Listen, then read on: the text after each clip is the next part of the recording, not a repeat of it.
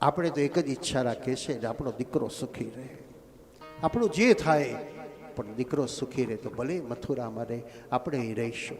વ્રજની ગોપી જેમ યાદ કરે એમ કૃષ્ણ યમુનાના કિનારે સાયંકાળે મથુરામાં જાય અને વ્રજ તરફ દ્રષ્ટિ જતાની સાથે કૃષ્ણની આંખમાં આંસુ આવી. ઉદ્ધવ જ્ઞાની છે, કોઈ સારા શ્લોકો તૈયાર કરીને સમજાવવા જવું, સારી વાતો તૈયાર કરીને ગોપીઓને સમજાવી દઉં. ઉદ્ધવે પૂછ્યું, લાલા તમારી આંખમાં આંસુ કેમ? તકલીફ છે, કઈ મુસીબત છે? ઉદ્ધવ, મારું વ્રજ યાદ આવે. અરે અમારા ગામડું યાદ કરો છો, અહીં કેટલા પકવાનો અને માલપુડાનો સુખ સાહેબી છે. ઉદ્ધવ, વ્રજમાં છે, મથુરામાં નથી. શું નથી બોલો ને? બજારમાંથી લાયા. વ્રજ પ્રેમ નથી. આજ શહેરોમાં રૂપિયો ખૂબ છે પણ પ્રેમ નથી. પાડોશી કોણ રહે છે ભાઈ ખબર નહીં, કોણ રહે છે, કોક છે ખરું પણ ખબર નથી. કારણ અમારી દુનિયા તો હું મારો લાલિયો ઘરવાળો બારણું બંધ કર્યા એટલે જગપુરું.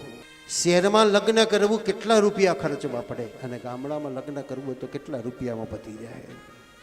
ત્યાં રૂમોના ભાડા નહીં, પીરસનારોના ભાડા નહીં, ખુરશીઓના ભાડા નહીં, ગાટલાના ભાડા નહીં.